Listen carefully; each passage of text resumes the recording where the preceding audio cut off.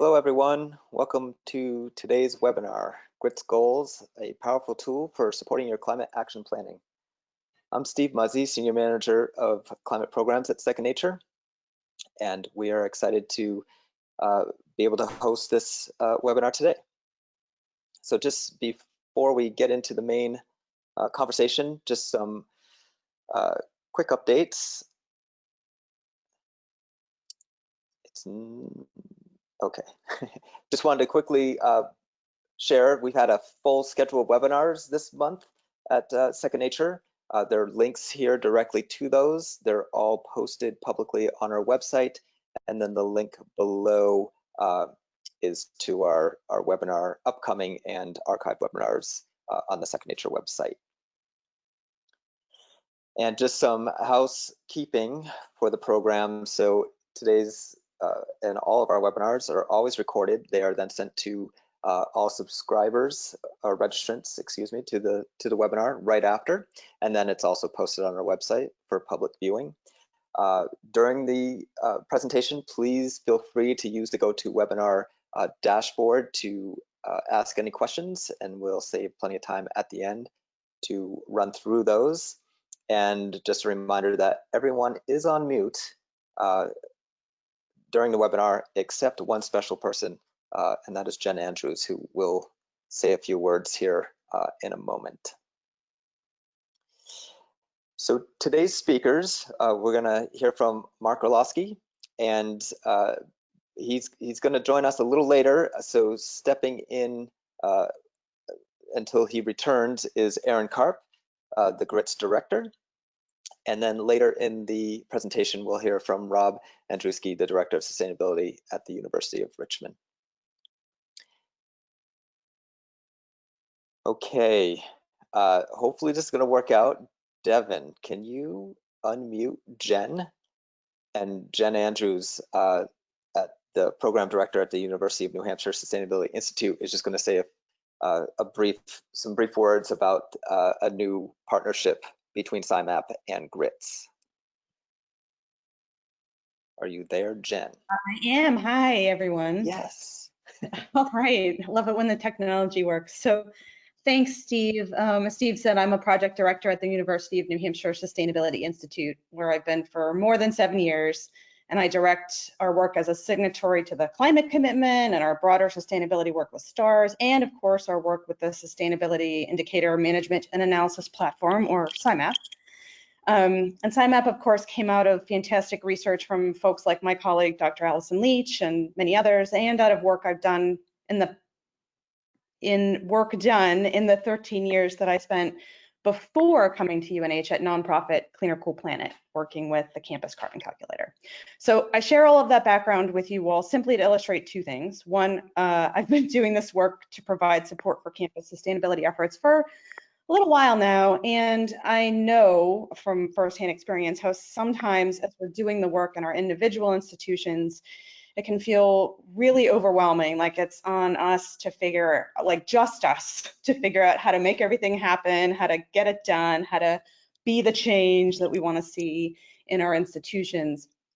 But that is why it is so amazing to be able to work in this field with colleagues like you all, and with colleagues like Steve and Mark and the GRITS team, with organizations like SEI and Second Nature, because thanks to their efforts to create fantastic shared tools and resources to help us pool our learning and get things done across our institutions, we don't have to do everything on our own.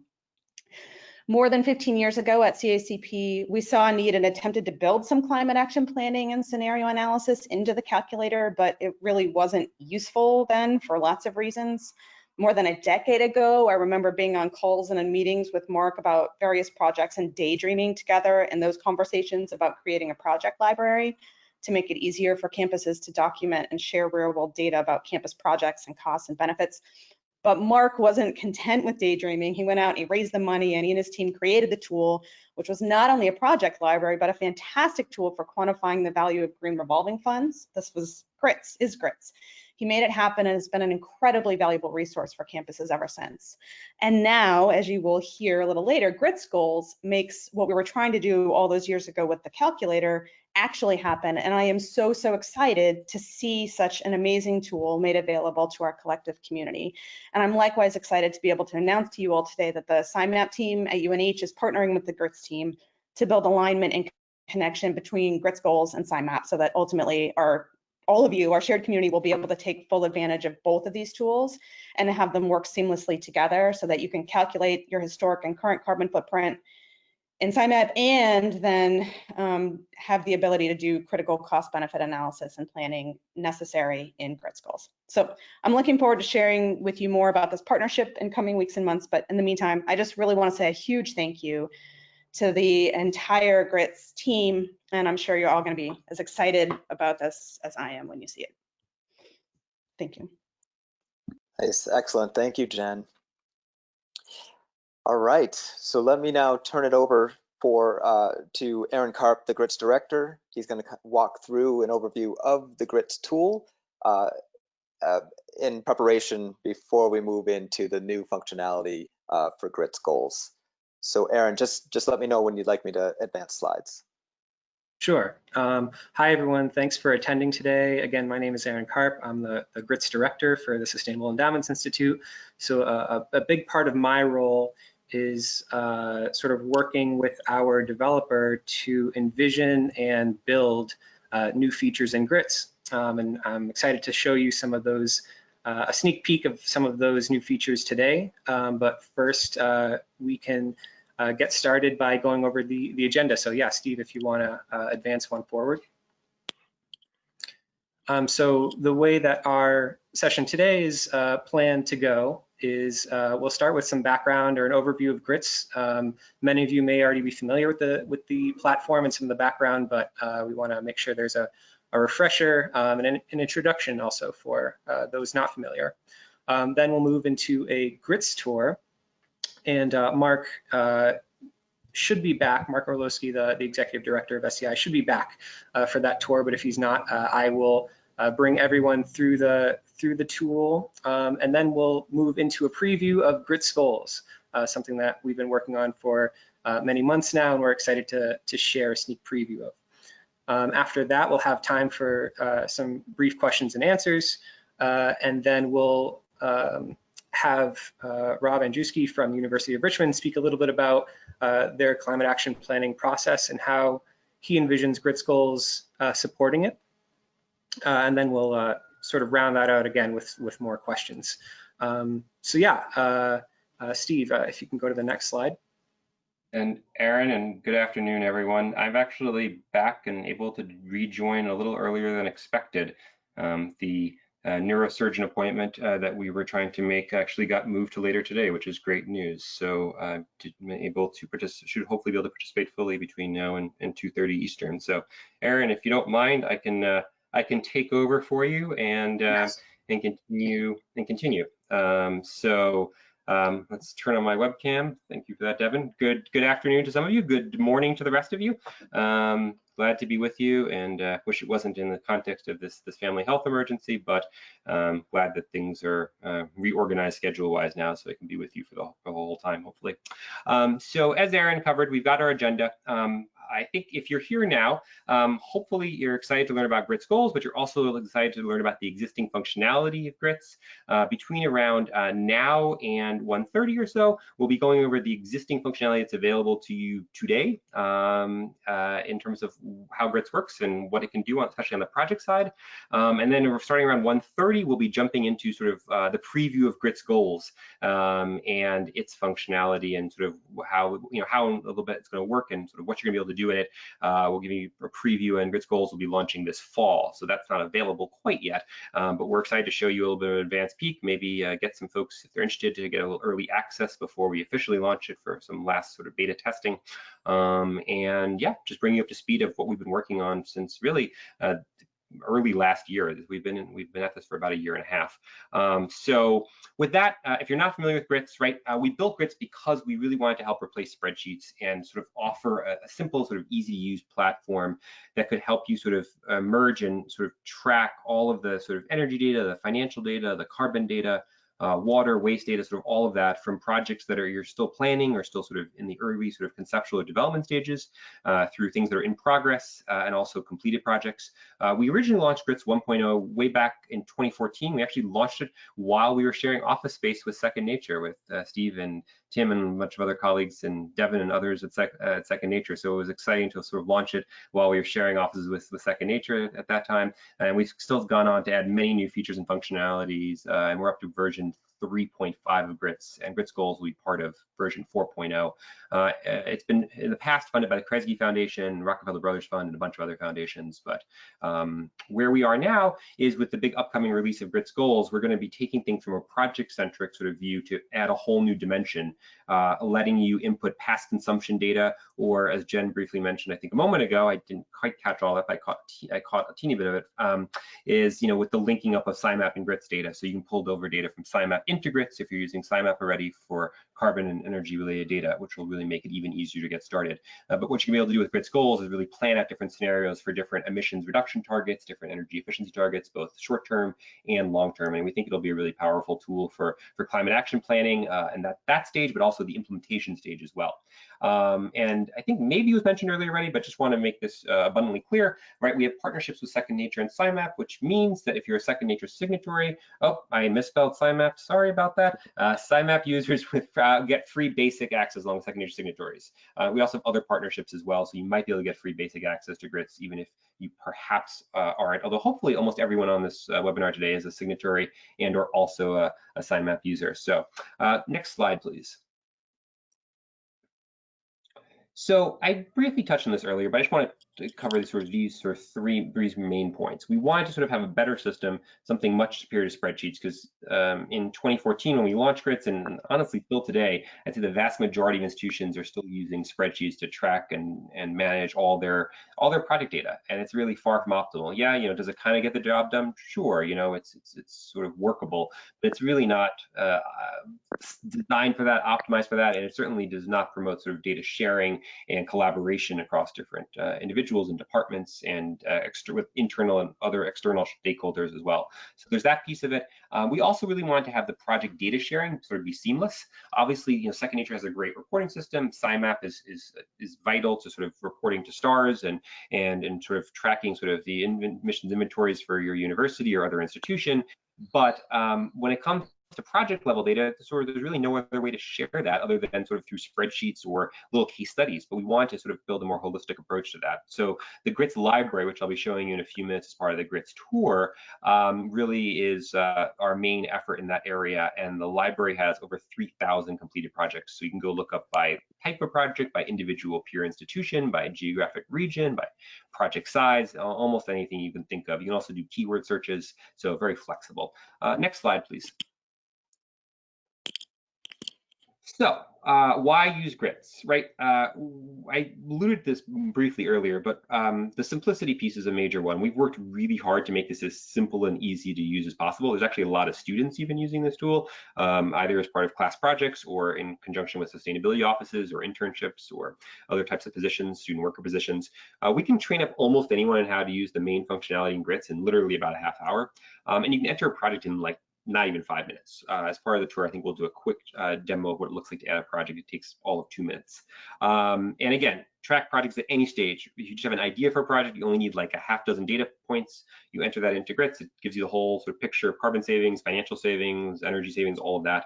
And you can track and enter a wide range of projects, right? We should be clear about that. So obviously energy efficiency, renewable energy projects, water conservation projects, waste reduction projects, transportation and fleet related projects. You can go pretty far and wide. So that's that. And then there's the sharing piece. We covered the library earlier. There's also the opportunity to use a public dashboard feature, which a bunch of universities and other users do, where you have a live feed of GRITS data coming through a public dashboard that you can embed on your sustainability website or anywhere else for that matter. There's also the ability to share individual projects through PDFs and shareable links. Next slide. So higher education institutions definitely are the largest single sector represented among GRITS users, but you should know that you're actually in good company, not only among numerous amounts of colleges and universities, but also airports are users, city governments, companies, county governments, cultural institutions, foundations, healthcare institutions, K-12 schools, state governments, I mean, you name it. And while the majority of GRITS users, as you'd expect, would be in the US, there's also a pretty good number of GRITS users in Canada, over in Australia and New Zealand, and more recently in the UK. So there's definitely an international user base too. So I want to cover that. Next slide. Okay, so this is sort of a quick snapshot of the cumulative impacts, right, of the projects being tracked in GRITS. You can see there's over 3,000 completed projects in there. There's been over $400 million in financial savings in these projects, and over 3.3 million tons of carbon savings, metric tons of carbon equivalent savings to date, as well as over 30 million MBTUs. So pretty big numbers. I mean, I would love to see a zero going on to all those things, or 2 zeros in the coming years. Hopefully, we'll continue to pick up pace, and we'll see that kind of large growth, because I think the more data that's in there, the even more useful it becomes, right? So that's a quick touch there. And so I think we're going to pause there on the slideshow, and I'm going to try to turn on my screen share. If we can pass the presenter controls over to me, Steve or Devin. Let's see if that works. Perfect. Okay. And hopefully you should all see my screen now. So we are logged into GRITS. For the next 10 or 15 minutes, we're going to be sort of zooming through or go-to-webinaring through, in this case, the key features and functionalities of the existing GRITS capabilities, right? So we're logged into a sample GRITS account. We're looking at the dashboard. When you first log in, you see a quick overview of what you've invested in terms of projects, what you've saved. For those of you that either have a green revolving fund or are considering a green revolving fund, I should mention there's a special mode in GRITS specifically designed for revolving funds. But just in case, I know in the early days there was a lot more sort of focus on the revolving fund piece of GRITS. You should know that actually a majority of the GRITS users actually don't have a revolving fund. So most GRITS users are just using this to track projects regardless of capital sources. And it's definitely very capable of doing that. And that's the sort of most common use case. But there are some special features, and we can put you into a special revolving fund mode if you want to manage your revolving fund using GRITS. So you can see a quick overview of invested and saved, a quick project portfolio snapshot in terms of projects in progress and completed, as well as ROI, payback, carbon savings, water savings, energy savings, so all that's there. If we go a little further down on the page, we let you sort of zero in on transactions in basically a sort of account ledger kind of view that sorts everything in chronological order by your fiscal year. And you can see every single expenditure, every single rebate or incentive, so all of that's there. And then you also have your most recently modified projects in this area. You can see you entered some different sample projects. And you can see there's a few different cities actually have been very active, probably today, updating projects. San Diego, Burlington, Vermont, and Philadelphia are some definitely more active city users. So that's the dashboard page. The projects page is where you find all of your own projects. And I should say, just to give folks a sense of sort of what's coming with GRITS goals in a few moments here, there's 2 new tabs that appear in GRITS, and we'll cover this in a minute when we get into, or in a few minutes, I should say, when we get into GRITS goals. But GRITS goals is not a separate tool. It's integrate into GRITS. It's gonna be 2 new tabs, a consumption tab and a goals tab. So we're gonna work through some of these tabs first, and then we'll move into the sort of preview piece in a little bit here. The projects page is where you find all of your projects. Definitely very important for existing GRITS use. Also very important for the GRITS goals functionality, because a core part of building your GRITS goals scenarios and your plans of how you're going to meet or beat different reduction targets is by building scenarios based on the projects you've already entered into GRITS. So this is sort of the foundational building blocks, if you will, of things. So we've got 199 projects in this sample account, which is great. You can see we got running medians for all these figures, running totals based on financial metrics, energy savings, carbon savings, lifespan, etc., and cumulative numbers, and all the individual projects are listed below, as you can see here. So that lets you sort of zero in on things. Maybe you want to see the largest projects you have first. You can just sort by cost here. Should come right up. I know there might be a slight delay on the screen share, so hopefully you'll see that in a moment. And then on the left-hand side, this is an important part. You can do all sorts of different filters. So maybe if someone said, "Hey, Mark, what's in our pipeline of planned or potential projects?" Right now you might have to go wading through spreadsheets or recall other notes or documents to try to put together a picture what's on the pipeline or what might be planned at your institution. Or if someone else is in charge of that, you might need to actually email someone else or contact someone else or call someone else in a different role or department to get that kind of information. With GRITS, you can log in and in 2 seconds, you can be instantly looking at all the data related to your planned or proposed projects. So we just choose proposed only down here in the bottom left corner, and you'll see up at the top 181 projects it's been filtered down to. These medians and totals are running figures, and again, these numbers are resorted based on only what we're filtering for. Maybe we want to do an LED project, so we type in LED as the keyword search in the upper right corner, and you can see there's 90 projects. Again, things updating that way. You can also filter by individual buildings, by different campuses or sites or departments if you might have multiple campuses, and then also by individual product types. So if you only want to look at certain thermostat projects or certain lighting projects or anything else, you can do that very easily. You can also bulk upload data into the tool through a spreadsheet template. You can download data back into a spreadsheet. It's also a Google Maps feature, so you can flip over here at the bottom to Google Maps. I'm going to hold off on that inch at a time. So that's an important page. Where the sort of things get really into the details is what we call a project details page. So this is every project in GRITS has one of these. This is where you add data for a project. It's where you sort of view analysis and calculations.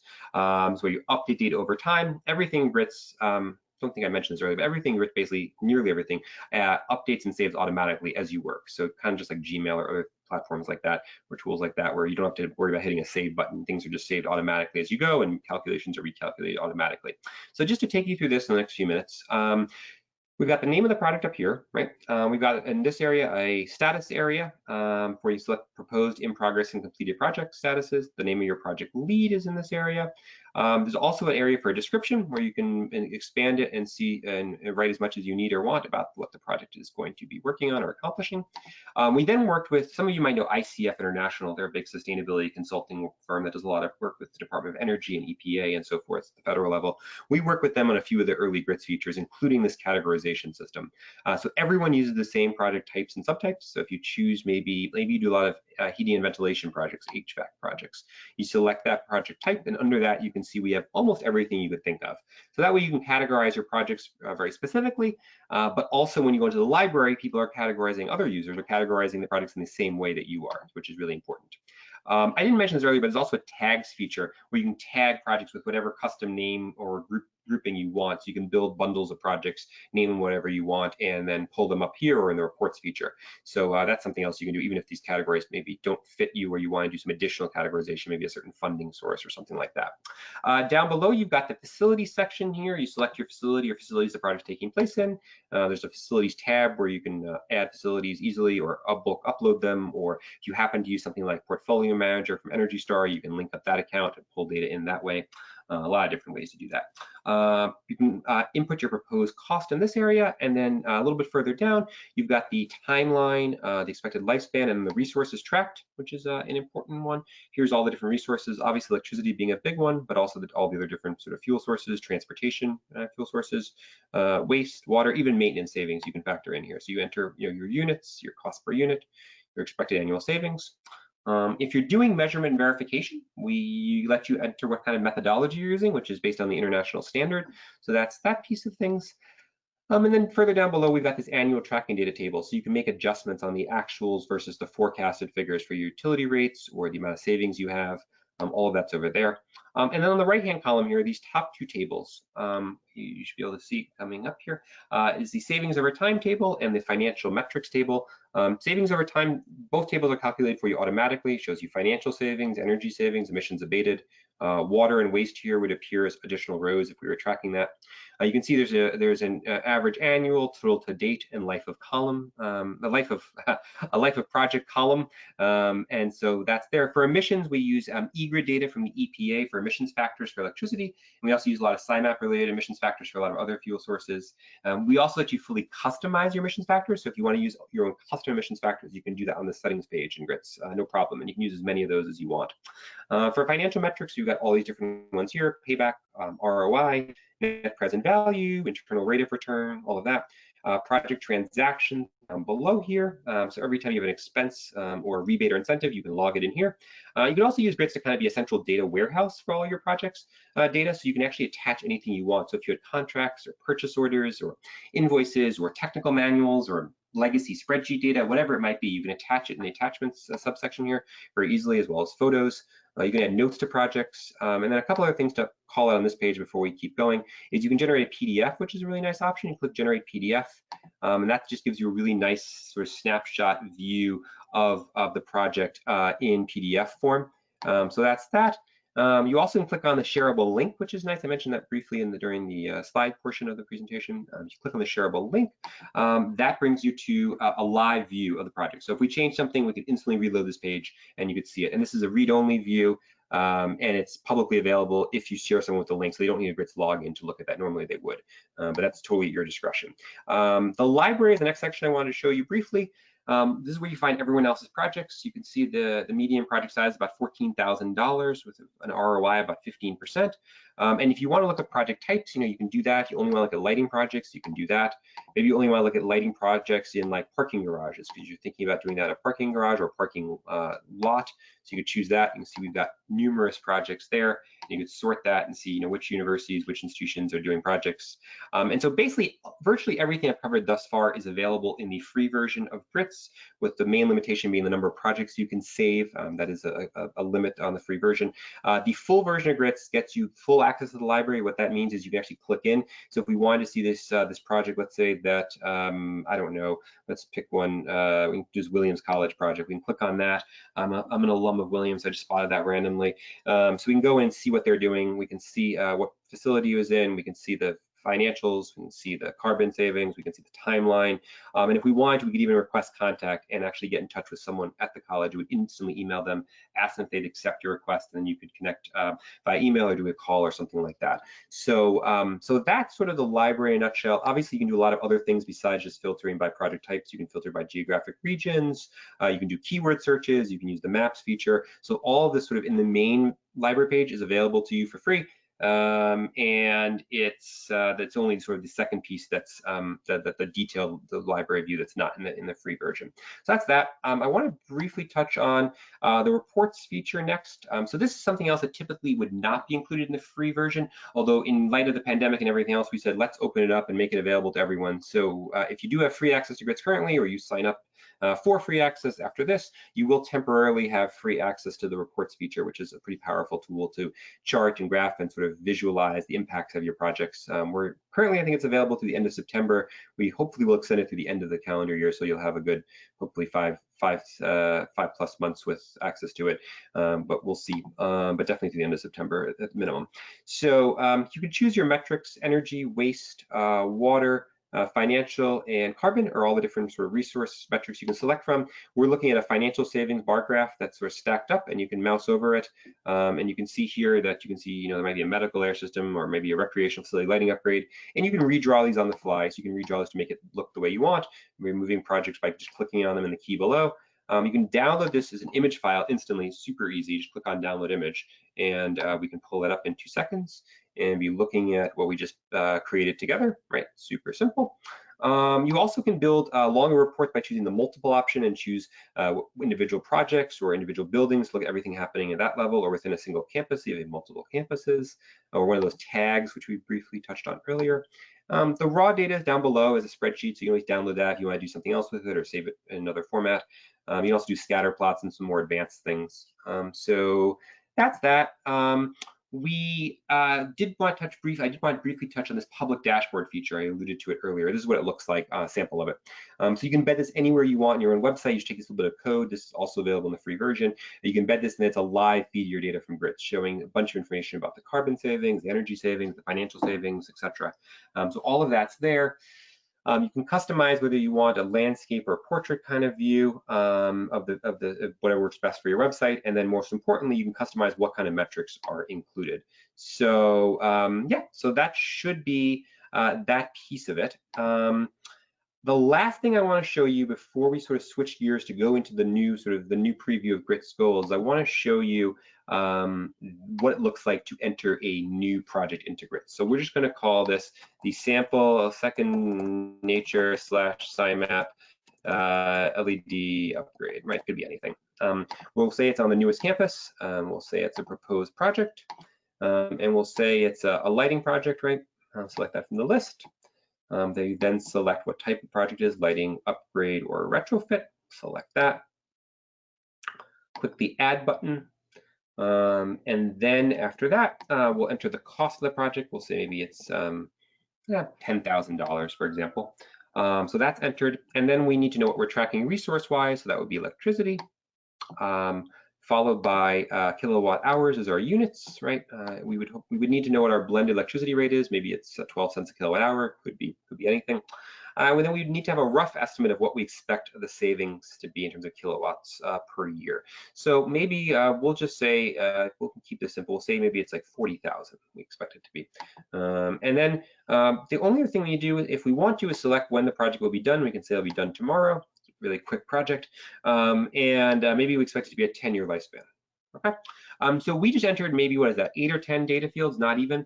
That took perhaps 2 minutes of time, and a couple of them are even required. You can see things that are required are marked with the word required, pretty self-evident, but many of the items are not even required. The resources tracked field is not required, although you definitely get a lot more useful information out of GRITS if you enter that, if you have even rough numbers to start with. But we just enter what we need to. We click the green Create Project button. GRITS goes to work and instantly sort of saves everything and runs all the initial calculations, right? It shows you financial savings, energy savings, emissions abated, shows us all the financial figures. And if we wanted to, if I wanted to share this with Jen or with Steve or someone else, I could just turn on the shareable, the shareable link option, which I'm going to do by, how am I going to do this? Sorry, I got a little bit of this control panel thing blocking me. So we'll turn on custom settings. And we'll turn on sharing, and then that creates a little public URL button. So we just open that up, we click on that link, and then in a couple seconds, it instantly loads up and we're looking at what we just created. And what's neat about this is we can actually change this. If we want to change something, let's say we expect it to be a 12-year lifespan, right? So we'll change that to 12 years, watch the some of the metrics they're going to recalculate, and we have new numbers, and that just saved in 2 seconds, really easy. And then if we want to look at it in the new shareable mode, we just reload this, and instantly we're looking at the new numbers, right? So that's kind of where we are with GRITS right now. If you haven't already tried out GRITS, love to encourage you to check it out. If you're a signatory, a SIMAP user, you definitely get free basic access. If you happen to be on here and you're not one of those, we also give you a free 30-day trial at least to get started. I want to pause just for like 2 minutes because we covered a lot of ground in the last 15, 20 minutes or so.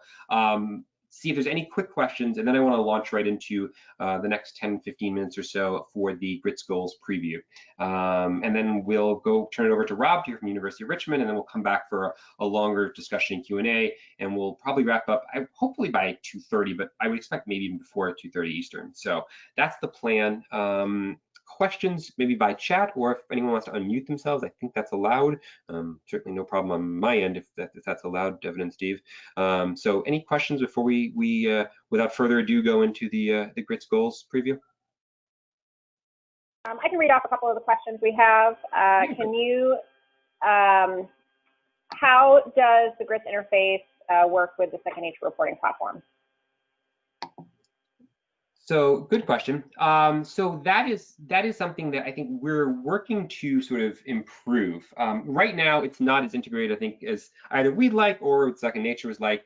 There's definitely some technical challenges with it, but the idea here is we want to, just like with SIMAP, where we want to be able to pull data over from SIMAP into GRITS, especially around the GRITS goals side. We want to be able to do something similar, it may not be identical, but similar with the reporting system. So that if you have a bunch of data in the reporting system that's relevant to, especially the GRITS goals side of things, that you'll be able to sort of instantly, or at least easily, not instantly, sort of pull that data over. Or maybe it might be pre-populated for you. We're talking about that as another option with Steve and with the team at Second Nature. So that's sort of the plan. In terms of the project data coming the other direction, I would say as part of your Second Nature reporting sort of, process, you certainly could generate reports in the reports feature that you could then embed or include in various reports that you upload into the reporting system. You also could provide the shareable links to individual projects as you wanted. You also provide PDFs of individual projects. So there's a number of different ways you could sort of pull data back and forth. It's a good question. It's something we're definitely going to be striving to improve because there's definitely opportunity and room for improvement, but you can definitely do a lot already. That's a good question. Other ones? A couple sort of related to that. Does GRITS communicate with Energy Cap, and can you compare GRITS with the Energy Star Portfolio Manager? Yes, so energy cap, we are the plan eventually, probably I would say early next year. So the spring, so around the spring semester time period. It's coming about 6 months. We hope to have an energy cap sort of link in place because we do know there's a good number of users that do already use energy cap, and we have a bunch of GRITS users that are both energy cap and GRITS users already because they really are. If we were going to dive into energy cap, I'd actually show you a chart that would compare GRITS to energy cap, and it shows you how they're really complementary because GRITS really doesn't know a lot of the features of Portfolio Manager or of Energy Cap, but likewise, those tools don't have the GRITS functionality, so they work really well together. So the Energy Cap link is coming. There already is a Portfolio Manager link where you can pull over a lot of building-related data. The utility data itself is not yet fully linked up, but that's something we're hoping to get to this fall, and we'll have online hopefully in the coming months. So yeah, stay tuned for that, but a great question. Can past projects be entered into GRITS? And is there ability to mass upload projects via Excel? Yes, yes, and yes. So I just touched on it in a whirlwind on the projects page. On the main projects page, you actually can go in very easily. Let me see if I can pull that up for 2 seconds and show you. On the projects page, you actually go in and there's actually an option to do a bulk upload. So right here, if you mouse over the bulk upload feature, it gives you a little tooltip. You click download spreadsheet template, and that's pretty easy, and you can definitely bulk upload. Absolutely, we encourage people to enter past projects. We have projects that go back to probably at least the year 2005, if not nearly the year 2000. I think we can support projects back to maybe, is it 1990, Aaron? I think we can go back to 1990, although most people are thinking more like last 5-10 years. But whatever you want past project wise, you can enter it one project at a time, or you can bulk upload it, whatever you prefer, and that's great. And if you don't want those past projects factored into these kind of calculations, there is actually a special archive button that you can click. So you can set all your past projects into a separate archive section of GRITS. So that they're in there, they're available, they're accessible, they're being shared in the library, but they're not sort of in your main calculation. So yeah, good question. I think last question for now is, are there controls for sharing projects in the library? Yeah, good question. So briefly on that, so the way it works is yes, absolutely, short answer. A little more complicated answer is sort of we do a get what you give model. We tried to find a sort of a healthy balance between letting people control their sharing of their data, but also in gently encouraging that to happen, because otherwise we thought people would just sort of keep their data private, and we wanted to sort of lean towards encouraging data sharing. So here's how it works. No matter what you choose in terms of data sharing, proposed and in progress projects stay private. You never see sort of any proposed or in progress projects. And so that outside in the library, it's only for your own institution. Completed projects do go into the library, and the completed projects are shared in the library with other GRITS users, but not publicly available. You can choose to opt out of that though, but then you don't get access to the library. So if it's a get what you give, you can either opt in or opt out. It's not a project by project decision. It's just sort of a whole institution decision.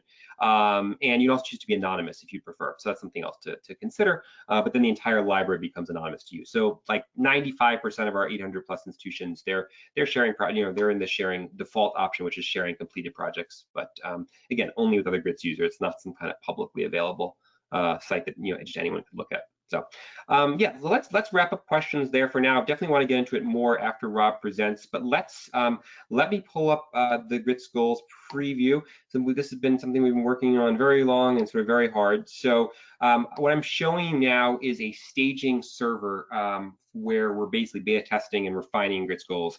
It looks nearly identical to what I just showed you, but if you have an eagle eye, you might have noticed something different, and that is there's the consumption tab, which I alluded to earlier, and the goals tab. So those are the two sort of whole new sections of GRITS, which are vital to GRITS goals. The consumption tab is what I'm going to show you first, and this is also the key piece where the SIMAP link will be, where we're also able to get second nature reporting system sort of data in for. And so the consumption tab is where basically you will have your history of emissions, emissions inventory data, energy consumption data, if you want, water consumption data, as well as waste, if you'd like to go there. You have that ability. So if you want to only look at energy, you can do that by filtering by that and see sort of different years and what you have there. You can do emissions, obviously, and look at that. And if you want to, in addition to at the whole institution-wide level, if you have multiple campuses or sites, or you want to think about maybe your one campus is different departments, sometimes people use the campuses/sites category as a department kind of view or level. You can add your different campuses or sites, and you can enter the same data the same metrics for different campuses or sites or departments. So again, you could set and provide and input data at the institution-wide level, the campus site level, and then also obviously at the facility, the individual building level. So what that means is when you have that data in there, it's going to basically enable you to build scenarios based on any of those sort of levels of granularity, right? So if you're looking at trying to build your overall climate action plan, obviously institution-wide is going to be the sort of the lens you're going to want to look at this through, and the scenario you want to set up and use and select the baseline year for and everything. But maybe you've got 1 or 2 big energy hog buildings on campus, and internally your team and or your other departments have decided to set some kind of target for a specific building or a specific few buildings to reduce energy consumption or carbon emissions by a certain amount by a certain year. You also could do it at the building level, right? That kind of goal setting, that scenario planning. Or if you need the middle ground, maybe you're an institution that has a few campuses and you want to set different goals and targets and use different data for each campus or site or department, you can do it at that level. So hopefully that makes sense. Again, the ways you're gonna be able to get this in are SIMAP, soon, Second Nature, hopefully soon after that, the reporting system, through a bulk spreadsheet upload, through Portfolio Manager, and then obviously, if you're only entering a few years worth of data, it's not, you're not inputting all your emissions inventory data, right? It's just the sort of the high level stuff. So you click on, add new, enter consumption data. You select, what do you want, whole institution, then you choose, what kind of emissions you want, and then just sort of you go from there and you enter it, and you can add another year, and it's, pretty straightforward. So you can do it that way, or again, you can bulk upload or link up with SIMAP. I think the most advanced and easy way to do it will be SIMAP initially, and then the reporting system will hopefully be a second sort of easy way to do it. But the other options shouldn't be too difficult. And obviously, once you set that up, the only time you have to really revisit this section is maybe once a year when you have new data to add your new consumption data from the past year since you last updated. So you're not going to be using this tab a lot. You'll just be in here a little bit as you sort of start using the GRITS goals functionality.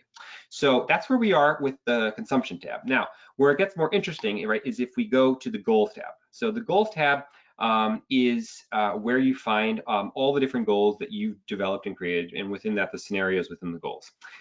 So you can see here at the institution level, we've got a whole bunch of different goals we set up for emissions, for energy, for water. Maybe we only want to look at our emissions goals. We can filter for those, a couple of those. Maybe we want to look at waste or water. We can do that as well. And a lot of flexibility sort of on that. So you can do that, no problem. And then you also can sort of zero in on different things. So if you want to only look at a goal related to one of your campuses or sites or departments, you can just do that very easily. And you can also do the facility level, right? So look at a facility level target or goal. And you can see here, you got the baseline data, the year and the quantity, the target, so where you're going, how many plans there are, any notes that there might exist. So all that's right there. So that's the main goals page for now. Where it gets sort of, I think, the most exciting is this scenario planning sort of component of GRITS goals. We really wanted something to help people to do something better than spreadsheets for this kind of scenario planning. We felt like, GRITS was tried to be a big leap forward on the project tracking side and helping people get out of spreadsheets and sort of, that methodology of data management and sort of being in a more static sort of spreadsheet format and make it more dynamic, which you've seen, how we've done with GRITS. GRITS goals is really our sort of companion effort to do the same thing, but not just for projects, but for the whole planning process for energy efficiency targets, for water conservation, for waste reduction, and obviously, very importantly, for carbon. And so whether you already have a target in mind, and that's already been set at the institution level, either a long-term target or an interim target, or you don't have that yet, but you're trying to plan out what could you reach, what is feasible. I feel like I've given back in the day when you could present in person and see people in person and present in the same room as other people. I've done sort of shows of hands and asked people, how many of you have a climate action plan? And a lot of people raise their hand at, say, an ASHE conference or other conferences like that. Then I'll ask, how many of you actually have the exact sort of details of how you're actually going to reach that target, including figuring out all the finances and all the other details? And nearly everyone's hands go down after that. And there's maybe 1 or 2 people out of a group of 50 or 100 will have their hands up. And so GRITS goals is really our effort to try to help a lot more hands go up for that portion of it and help sort of simplify that process and make that process more collaborative, so you're not having to build super wonky spreadsheets and have just one or two people sort of maybe manage that or control that, but instead make it a more collaborative process in the sort of initial planning stage. But also once you actually build your plan, to be able to continue to use GRITS goals to sort of manage the implementation and track the progress, I should say, excuse me, as you implement your plan, and whether it's going as sort of planned in your scenario, or whether you're ahead of schedule or behind schedule. So that's sort of the introduction to this. What we're looking at here is a long-term sort of emissions goal for one of our scenarios, which we select from the pull-down menu. This reddish line is a business as usual, unmitigated line, right? And it's slowly going up. I think we've got, I don't know if it's a 1% or 3% sort of growth rate estimated in here. I can show you where that goes at the bottom. But that's sort of our business as usual curve if we don't do anything, right? Then this green line is the scenario we built, and it shows you the drop versus the business as usual, right? And you can mouse over it as you go. You can see we have this intermediate target that we've entered here by 2030. And then we also have this primary target, right, down below here for 2040. And you can see the drop down and see how this looks. So you can mouse over this, you can sort of see the little key here that explains what we're looking at. And how do we derive this whole chart? Well, the answer is by you adding specific projects into the project timeline. By default, the project timeline is empty for your scenario, but you go in a little further down, I'll show you on the page, and add individual projects into your scenario to start building your scenario. And there's this kind of Gantt chart thing here on the right that's interactive. You can drag and drop these different bars, and you can adjust the timeline of individual projects, and that will then nearly instantly adjust the curve. So that's that piece. You can also manually adjust the dates from the pull down, calendar view, or you can type in new dates if you want to adjust it. You can see it's color coded, so proposed projects that haven't moved forward yet are in red, in progress is yellow, and completed is green. So that's that piece. So this could be just a few projects, or it could be 25 or 50 projects, or maybe even 100 projects could go into your timeline. We wanted to sort of wrap up though the whole impacts piece into a snapshot of what does, if you do this scenario, if you go implement this scenario, what are the impacts going to be? And so we do that by cumulatively calculating the impacts of all the projects that you've selected in your scenario. And so here are the impacts in terms of energy savings, in terms of emissions abated, in terms of your progress, in terms of other sort of details. So all that's sort of there in terms of the carbon piece of it, and the energy piece of it. Obviously, if we were doing a water project with a water related goals, it would show you the water piece of it, right? And then down below, very importantly, it shows you all the finances, right? How many projects are in the scenario, basic thing, but also the ROI, how many years to the break-even point of, after laying out the capital, after factoring all the savings that's going to be achieved, what kind of lifetime savings you can expect, the average annual financial savings that you'll be generating, what the total amount of money will be capital that will need to be invested in the project, in the scenario to implement all the projects over time, as well as the net present value calculation, right? And we also give you a unit cost per ton of abated carbon calculations as well. But beyond that, we drill down a little bit further, and we have this section that's an annual cash flow view, which allows you to sort of click in every single year, and based on the timeline above and the data related to all the projects, you can see we have all the different expenditures and the savings coming back in from this. So you can see sort of what the whole picture is in terms of the financial outlay that would need to be budgeted for each year, but also what the savings coming back in is. So you'll obviously, your outlay number is going to be a very large number, but it's going to be really great to be able to see the savings piece as well, because it makes it look it gives you a more real holistic view, not just, oh, what is this going to cost up front? What is this really going to cost in the long term after factoring all the benefits? So that's sort of, we look all the way out many, many years with that, obviously, as long as you need to. And then we give you some details on the goal info, so you can see what we set here in terms of the targets, the primary targets, the intermediate targets, the projected lifespan, sort of, what we're looking at here. We've selected our growth scenario. You can choose no growth. These are ones we just entered. You can enter your own, obviously. Super crazy growth might not be right for you. So that's okay. And then down below, you can actually add the individual projects. You can see all your projects. This basically is a view of the projects page, the section we were looking at earlier. So you can see all your projects here. You can select them and and then add them to the goal and update that. And I'll show you what that looks like. Maybe we'll do that during the discussion. I just want to be mindful of time and letting Rob have time, letting there be time for discussion, so we can get into that and show you how that works in a little bit. But down below, you can see the goal projects. We give you sort of all the key data metrics. Yeah, that's that, and you can see the sort of lifespan, the project cost and ROI and payback period, and all the kind of key metrics are in here. So you can see those, and when you select projects, you can also see a preview of what those impacts are before you add them. So that's that. In terms of what we're still building, this is a preview. There's still more functionality to come. And some of that's going to include public dashboarding options, so that this kind of some of these metrics that you've seen up here, selected metrics that you'll be able to decide upon, as well as this really nice sort of interactive graph, abatement curve graph, will be you'll be able to embed as a live feed into your own website, sort of as a companion to the earlier public dashboard I showed you with the project data, or instead of that if you want, whatever you'd like. We're also going to be building out and adding a similar idea to the GRITS project library, that 3,000 projects, where there's going to be a GRITS goals scenario library, essentially, where you're going to be able to go find other institutions and actually take a peek at what they've developed for their scenarios and how they're planning to reach their targets, both in terms of energy efficiency projects, in terms of renewables, in terms of offsets or RECs or sort of other methods.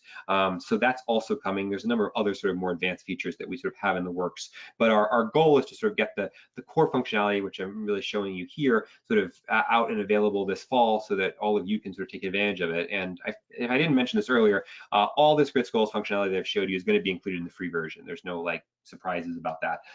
So as a second nature signatory, as a SIMAP user, you're going to be able to get access to GRITS goals and use it and build your scenarios and do whatever you'd like with it, with all the functionality that I've showed you here, plus the stuff we're still building.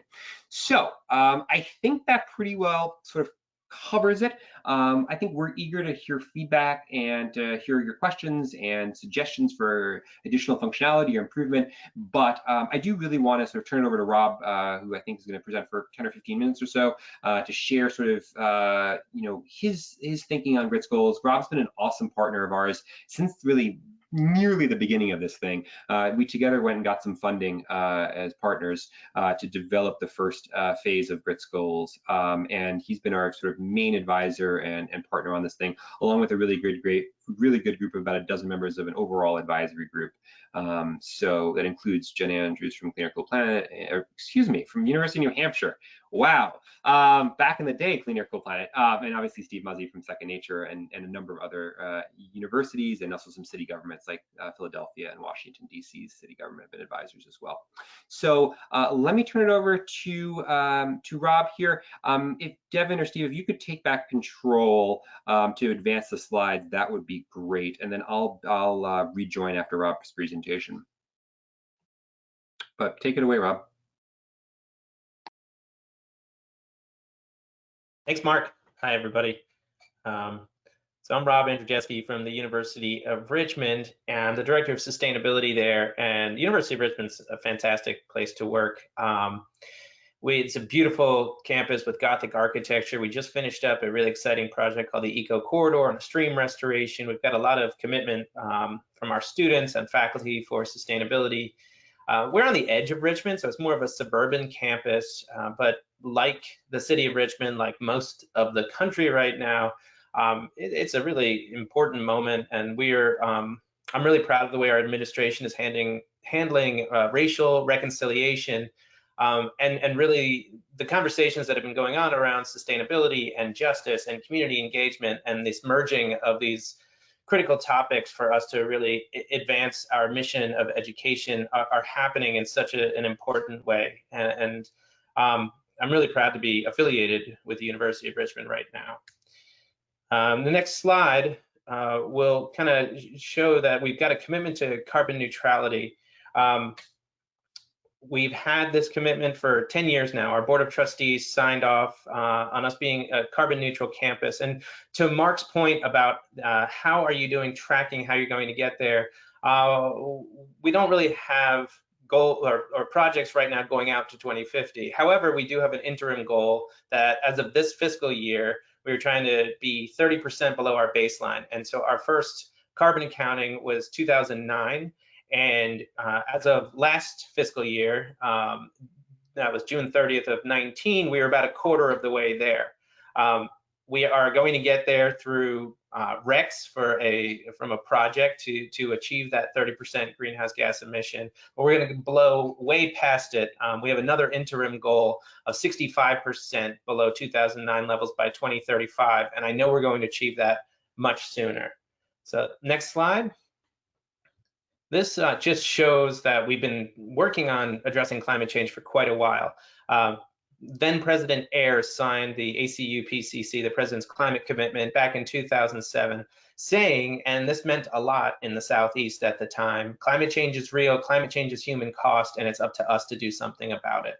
And so the Office for Sustainability was created after this signature. The Board of Trustees signed off on the Climate Action Plan, and the most significant thing we've done project-related is transition from coal to natural gas, and that did a lot to eliminate Scope 1 emissions. We also started buying renewable energy certificates back in 2013, and we've continued that. In 2016, we put a 205 kW array on campus, which was a big deal, and not because of its size. It produces less than 1% of our electricity, but because it was illegal to do a PPA the way that this one is set up prior to 2014. Virginia is a regulated utility state, and the only place that we were allowed to buy energy from was Dominion Virginia Power. And so we participated, and some of our faculty helped with drafting some legislation that was passed in 2014 for a pilot program allowing us to have a power purchase agreement. So we don't own the array that's on campus. And so that was significant. Policy change was a big part of that. It's also set up to be a living lab. However, we would need nearly half of campus's land to meet our energy demand with renewable energy. So in 2018, we contracted for a virtual PPA, and fingers crossed with the state of the world right now, that will go online in December. So the next slide. So this just should be familiar to anyone in higher education who has a goal of carbon neutrality or is trying to reduce greenhouse gas emissions. We've had an ethic of energy efficiency for much longer than we have had a commitment to carbon neutrality, simply because projects that conserve energy save money. And so it's great when greenhouse gas reductions and saving of money go hand in hand. In addition to ongoing energy efficiency projects, we committed to renewable energy credits, and we purchase about 10% of our electricity in green power. And so that is it's about 4,000 megawatt hours annually. And then on-site renewables, we put on the 205 kW array, and then off-site. And so really this focus is all on Scope 2 emissions, a little bit of Scope 1. Because we have the gas-fired power plant. But we really need to start being more creative. This is a path that mostly we've followed the lead of others. In some ways we've led, but it's a pretty well-worn path. And so now we just need to be a little more creative. So the next slide will lay out sort of how we've done in achieving our goals. And goals are critical. We have really been motivated from the very top to achieve our interim goal of 30% below 2009 levels by 2020. The green is Scope 1, and you can see that peak right in the middle. That's where we transition from coal to natural gas. I'm really proud of the Scope 2 in the middle there actually decreasing, because we've increased our footprint in terms of building square footage, and buildings are our biggest energy user, more than 10% in the past 10 years. And so we've actually reduced our energy use intensity by 25%. And the energy use intensity, the denominator here, it is the square footage, and the numerator being the energy usage. So per square foot, we've reduced the amount of energy that we need, or electricity that we need, by full 25%, which really accounts for that reduction. And then Scope 3 emissions, we're doing a better job than ever of accounting for them. So even though we've made some efficiency improvements there, we are counting more things. So it's hard to look at reductions. Now, we were only 24%. The additional 6% in 2000, from 2019 to 2020 is going to come from that really big solar project. So the next slide. So we contracted in 2018 for a 20 megawatt, 120 acre array about an hour from campus. And that was a huge deal. And so looking at if scope 1 and scope 3 stay the same for once this goes online, we'll be at 55% of our way, or 55% below the 2009 level. So we will blow past that 30%. We're only 10% away from the 65% by 2030, and that'll be next year. And so using the momentum and recognizing that we're 10 years into our climate action plan already, next slide, we really need to start being creative with our carbon commitment. And in 2019, we launched a new sustainability plan that included in it revising our climate action plan. And so the momentum is there with this contract. We're really excited to see the solar array. We're working with the company S-Power on education initiatives, so our mission and their mission align. And then pre-COVID, was planning on putting an RFP out to help with the climate action planning, but thank goodness I've been working with the Sustainable Endowments Institute to try to figure out how to do scenario planning, because I'm going to be leading this process now, which I'm really excited about, but really needed to understand when we identify a project, how it will relate to strategy. And that's been the missing link. We've been using GRITS for years, but rarely sometimes we're chasing after the projects after the fact to try to do accounting, which is great. It's important to know what you're doing, but we often don't set the strategy and then see look at forecast the impact and then make decisions. And that's really what we're looking to do. Next slide. So this is just an example. Right, we do a lot of LED retrofits, but we don't necessarily scope the building first, do the analysis, figure out the payback, and then put it into the project budget. More often, we will have a project already in a building. We'll see a T8 or a T12 that we can put an LED in. We'll scrap together the money and we'll do it. So those are great. We find that we track those projects. But what's really important to me is to say, oh, we have a carbon neutrality goal. We've got some energy cost reduction goals. We want to achieve this. So maybe we can step back long enough to do some forecasting and some scenario planning. And GRITS goals is going to allow us to do that much more easily. Spreadsheets don't translate nearly as much as visuals. And likewise, we've just been looking at geothermal recently to try to reduce our dependence on natural gas, seeing if we could minimize some of the need with, and so because of the bedrock, because of the utilities underground, that's probably not a great resource, but we have a lake on campus. So we've got some folks now excited about water source heat pumps. So using the lake to bring the water to a temperature so it doesn't even have to be cooled as much for chillers. And this is a really exciting thing, but now we can actually look at the initial costs. We can look at the payback. We can look at the emissions reductions, all with GRITS and GRITS goals, to then be able to put it into a larger context of how we're going to meet our carbon neutrality and how we might be able to use our green revolving fund. And doing that is just a different way of operating than we have in the past, where we've looked at maybe 1 to 3 years. Now we can start looking at 10-year, 20-year timeframes to really, relate the strategy to the project. And next slide. So, we've got a goal of getting to zero emissions, and I think Mark hit the nail on the head where we're one of the schools that don't necessarily have a detailed way of getting there yet. So the aim of this revision to our climate action plan is to include really step by step how we're going to get there. And for me, more importantly, 2050, I mean, that's hoverboard future.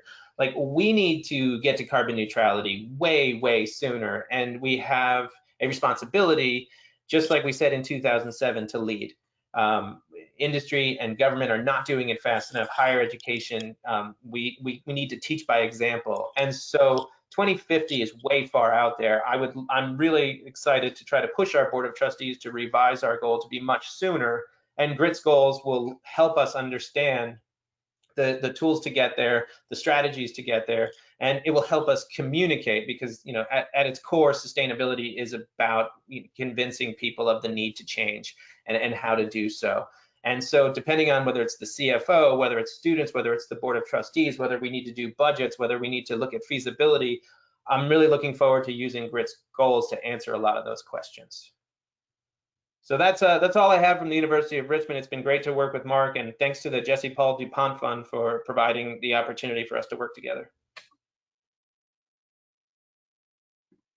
Absolutely. Thank you, Rob. That was a terrific presentation, and feel very lucky to have had you as a partner so far, and over the next few months as we sort of get this fully launched and up and running, and out to sort of hundreds of universities and other institutions to start using. So I think that brings us to the point in our webinar together where we're sort of just opening up to additional questions via the chat. I think people can turn on their audio, unmute themselves, and ask questions via voice as well. I did want to just show a couple of quick screen sort of items related within that main page on GRITS goals. So I don't know if we can pass the presenter control back to me as we sort of transition into the discussion / Q&A. Also, if there's questions for Rob, obviously, please, shoot. This is overall discussion and Q&A, not just specifically on necessarily on the GRITS goals tours. So, Devin or Steve, is it possible to pass the presenter control back over? I think I just did it. Yep, we're good. Okay, so yeah, love to hear questions, love your thoughts, but while people maybe compose their thoughts for a moment here, just wanted to show you a couple more things. So I alluded to this earlier, but I wanted to show you sort of the sliders, right? So we have our graph up here, right? And what these sliders do is they allow you to adjust and actually see the change in the chart basically as you work. So you can really easily sort of see these new sort of scenarios as you adjust the timeline of what you're doing and when the project's starting. So there's that piece of it, and I alluded also to sort of selecting additional projects. So if you wanted to maybe add a few additional projects, you could select them on the list over here. It shows you the candidate projects in the list below. And you can see all the metrics, the status, the cost, the IRR, all the different financial metrics, the carbon saving potential, all that. And then if you see the projects, if they all look good to you, you can just choose add selected, right? And then instantly GRITS saves everything, recalculates everything, redraws what we were just looking at. And in a few seconds, we should be looking at what we just created. So back up at the top here. So look at that, right? We've got all these new products we added in here, and you can see the curve is also adjusted accordingly.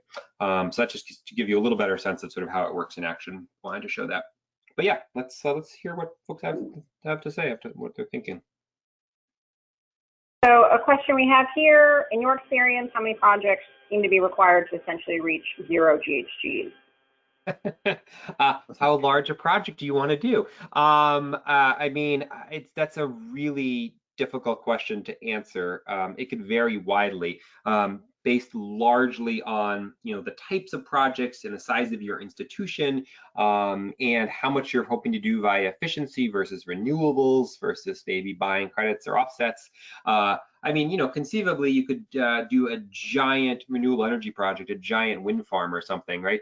And some campuses have been involved with off-site, large-scale, utility-scale wind projects that cover all or nearly all of their emissions. So conceivably, the answer could be one, although that's not going to be a very exciting use of GRITS goals. I mean, if I had to guess, just really rough ballpark, I would say for a smaller institution, I would say you might be looking at 25 to 50 projects, just really rough, to sort of build out, scenario with a mix of renewables, but largely efficiency, and then maybe some credits or offsets or something else, in there as well.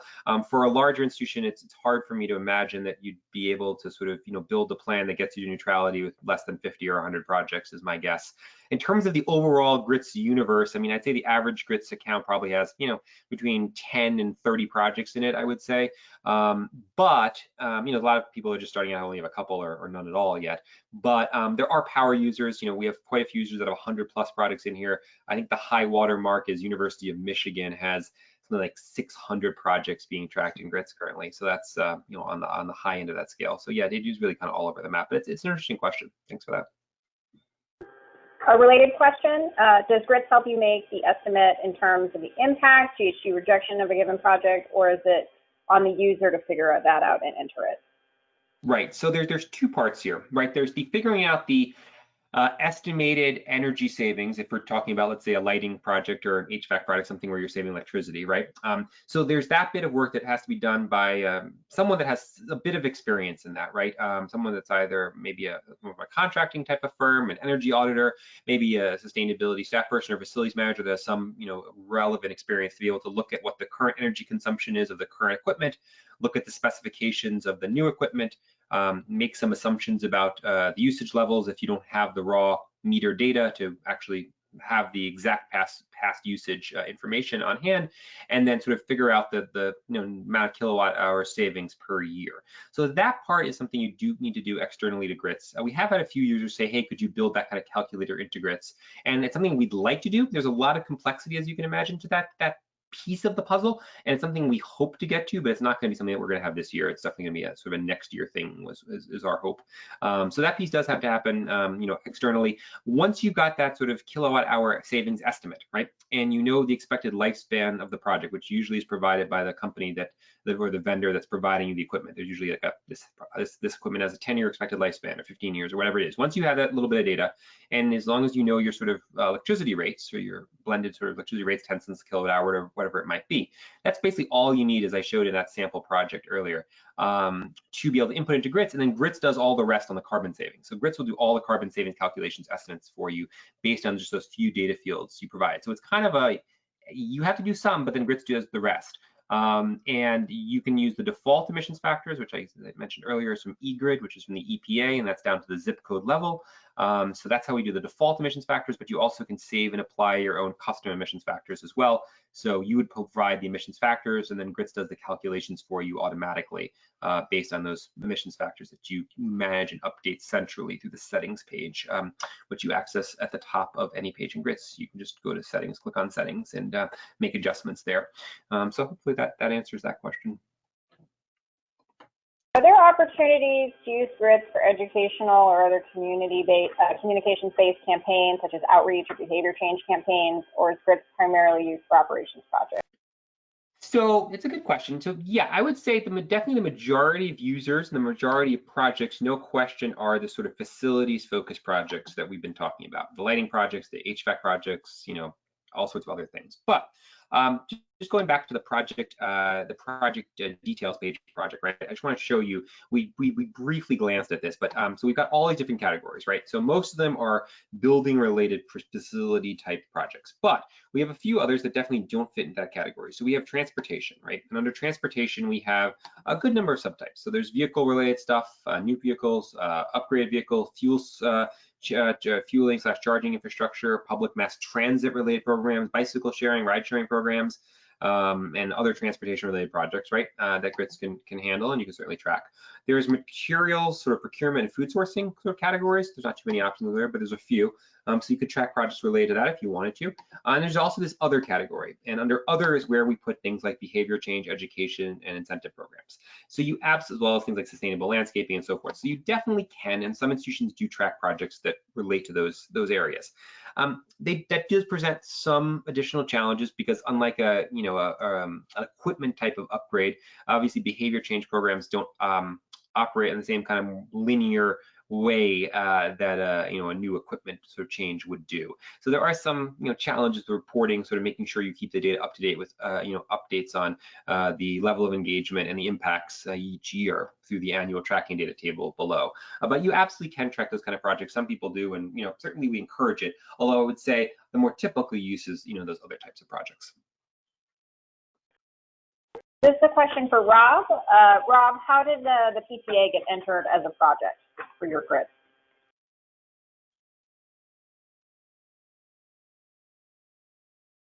So the on-site or the other one? The virtual PPA or the other one? It doesn't specify. That's unspecified. Well, so they will get entered as projects in GRITS goals, but not necessarily in GRITS, because the way that we've been using GRITS has been that things have needed a 5-year payback, which is specified by our Green Revolving Fund. But that's why I'm excited to put things in GRITS goals, because they don't necessarily need that have that restriction. So they'll be able to show reductions that don't have a monetary payback. And for us, you know, the way that we've chosen to use GRITS as a tool, we've only put things in that have a payback. And so the PPA that we've got going on right now, you know, we negotiated when solar was much more expensive. So we do have a 7-year buyout, which is coming up, but that's not really saving us money. It's about break even. Whereas the other one is a contract for differences, and it's very much dependent on the cost of energy, which we're predicting will go up, but energy prices are really tied into natural gas prices, which bottomed out. So having it be delayed a little bit is actually in our favor right now financially. So this is one of the reasons I'm so excited about GRITS goals, is because we can put those projects in without them having to have a payback. And the way we've been using GRITS, that they wouldn't have been put in. Good question. Thanks for the answer, Rob. Here's a question about project specificity. So if you're doing a project piecemeal, so if you're doing LED retrofits floor by floor, should you do one project and then update it as new installations go in, or should new installations be sort of categorized as their own project? Yeah, honestly, we provide quite a bit of guidance in GRITS on a lot of the features and functionality. There's some areas that you know, you really can make the call yourself. I don't think there's a universally right answer to sort of tracking it as a single project versus entering each phase as its own project. I would say if you really want to have a very granular view of each phase and its own impacts sort of divided out very separately and individually, and you want to be able to present each stage and look at sort of the whole picture, you know, all of these details that we see here in the details page, I would say entering each phase its own project, and, you know, identifying that it's phase, you know, phase 1 of 3 or step 1 of 3 or whatever in the name, and then in the notes or description area. I think that would work well. You also can use the tags feature, right, which I mentioned earlier, and just the way you do that, if you're on the main projects page, you would just click a couple different projects. And then you just click the tag button and name this, so you could actually select all the individual phases and then bundle it up into the full project, you know, together. And then you can pull that group of projects up whenever you want together using the tags section here, or in the reports feature to run charts and graphs. So I would say probably lean towards doing it all separately if you've got the data and it's being phased out over a longer period of time. If it's a couple of quick phases and you just want to kind of look at it all together, then there's nothing wrong with entering, you know, each of the 3 phases sort of into a single project rather than separating them out. That would be my quick thought on that. But yeah, really sort of your discretion, I would say. In the future, will GRITS link to lead ARC for live tracking of buildings and the impact they have on GRITS goals? Yeah, it's a good question. I mean, there's definitely a whole frontier that we're hoping to get to sort of next year in terms of additional sort of live data feeds to a whole bunch of different platforms. I think there's a lot of value in that, and I think there's a lot of opportunity in that. We're not quite there yet, and there's obviously some challenges and financial costs to sort of, you know, building out that sort of infrastructure on the back end to sort of facilitate that. So I would say yes, we hope to and expect to, but it might be a little while. And so I would say stay tuned. You know, it might be something that will hopefully have online next year. But yeah, it's not that part. Things like you know, ARC and so forth is not going to be imminent. Does GRITS split into scope 1, 2, and 3 the way Second Nature does for project emissions? So that's a really good question. That's a really good question. So GRITS goals 100% will do that. To keep things simple in this sort of first stage of GRITS goals, we have wrapped things up in just overall carbon rather than defining scope 1, 2, and 3. We are definitely going to be including scope 1, 2, and 3. That's 100% going to be happening. But to streamline this first stage basically of GRITS goals, we chose to not break out scope 1, 2, and 3 quite yet, but it will be coming very soon because absolutely, obviously, scope 3 emissions is so different than scope 1 versus scope 2. So it's important to let people differentiate that.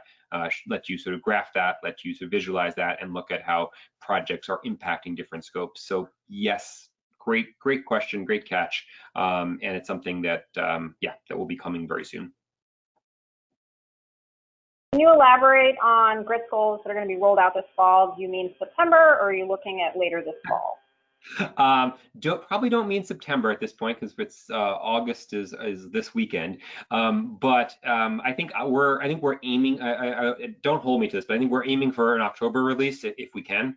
It might get pushed a little bit, but we want to roll something out that's really solid, that is bug-free, that is you know, what you see here and more. So we still have a little bit to do here. So I would say probably we think we're probably about 60 to 90 days out. So again, targeting an October kind of release, but again, can't promise that, and we specifically haven't discussed publicly an exact release date, because we don't want to promise and then not deliver on that. So as soon as we feel confident that we're at virtually the finish line, we will certainly give us some advance notice. We won't just drop GRITS like a Taylor Swift album overnight or something. GRITS goals will be announced in advance. So. Along with integration to the portfolio manager, will it show energy use intensity and in-library comparison to other projects relative to the CBEX database that portfolio manager uses?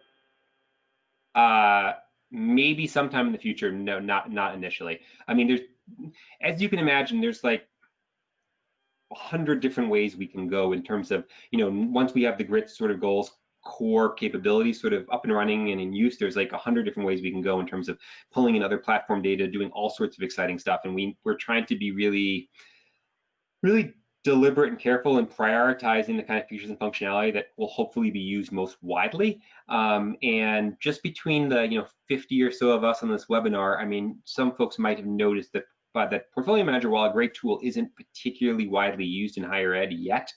And so while the Portfolio Manager link is really important for cities and for some universities and for other institutions that are active Portfolio Manager users, it's not something that I think a majority of GRITS and GRITS goals users have implemented yet. So that sort of means it's going to be a slightly less prioritized than some other things that would be able to be used by all users, not just a subset who happen to also be Portfolio Manager users. But it definitely, more Portfolio Manager integration is definitely on the to-do list, and will be coming probably towards the end of the year or early next year, but not quite yet.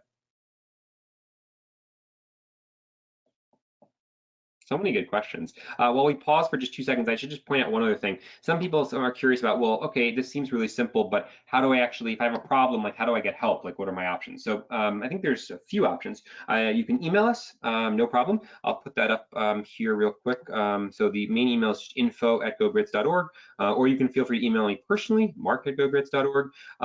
If you want to sign up, if you don't actually already have access to GRITS, but you're like, this is neat, I want to try out GRITS. If you're a second-year signatory, you can go through this page, secondnature.org/initiative/GRITS, and there's a link there for that. I think I've got the page up here. Where is that? Here we are. So you just come here, you click sign up for GRITS Access, and it brings you to a super simple, like 2-second form where it just asks you like 3 questions about who you are, and we'll get you set up with free access. And so you can do that. If you're not a signatory, just go directly to the gogrits.org website, and there's a contact form, and you can reach out to us, and we can get you a free trial or get you access some other way. So that's that piece of it. So definitely the email option is a good way to be in touch. You can also call us. You also can live chat. We have a live chat feature in here, so that you can live chat with someone on our team, which is in the bottom right corner, during Monday to Friday business hours.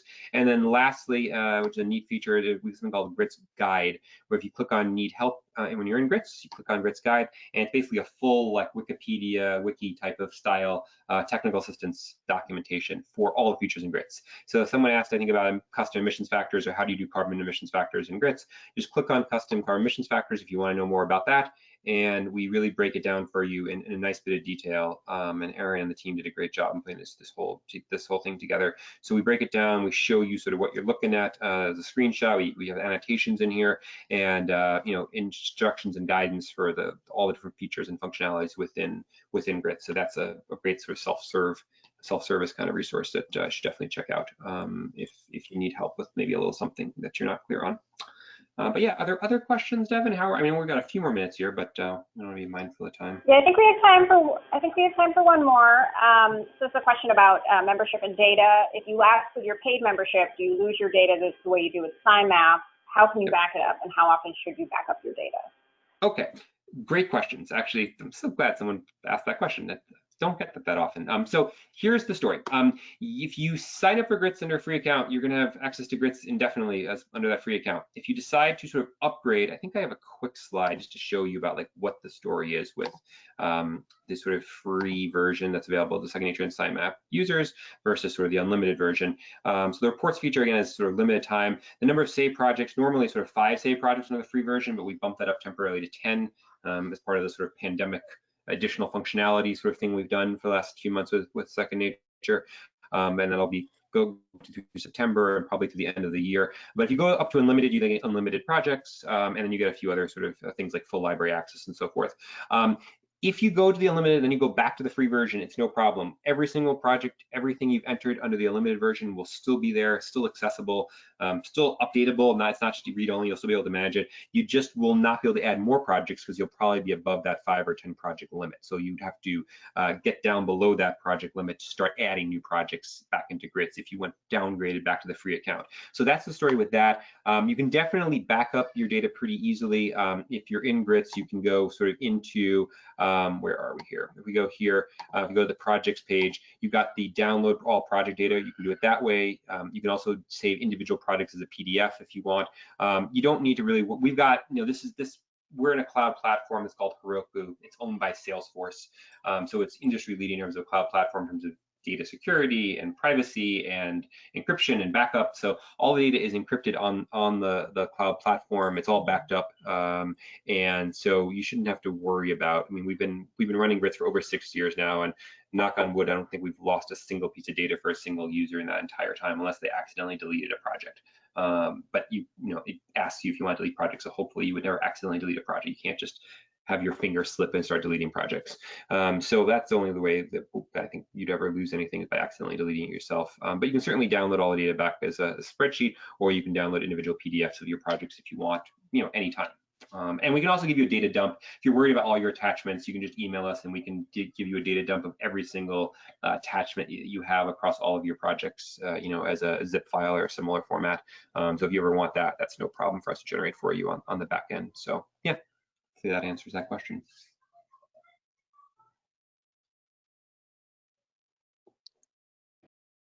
That's great. Devin, is that it for questions? Yeah, we have one more. We got a couple can paid offsets like cool effect or forest preservation be added so they can be captured into projections, or is that not a category, or does that just come from SIMAP?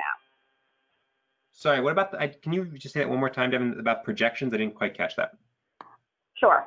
Can paid offsets like cool effect or forest preservation be added so that they are captured into projections, or is that not a category? Does that just come from SIMAP? I think we need to I don't think I can give you a 10-second answer on that. That's a more complicated final question. So maybe we can be in touch with whoever asked that offline and try and get them a more detailed answer. I think there's a couple different ways you might be able to approach that, but I don't want to get into the weeds just because we're at time. So let's deal with that offline. But it's a good question. Excellent. All right, I'll take us out of here. I just want to say thank you to the presenters, Mark and Rob, Aaron, and Jen, and thank you to Devin for running logistics. This is very exciting, super well thought out. It seems like every potential question has been considered. Really exciting that the partnership with SIMAP is happening, so consumption data and inputs are going to be able to be shared, and then excited hopefully for Second Nature to be able to share carbon reduction targets, interim targets, and into the system as well. So then this is kind of the nexus of accelerating those projects and scenario planning as more signatories and others are creating or revising their climate action plan. So really exciting. Thank you so much, and enjoy the rest of the day, everyone. Thank you all. Have a good day.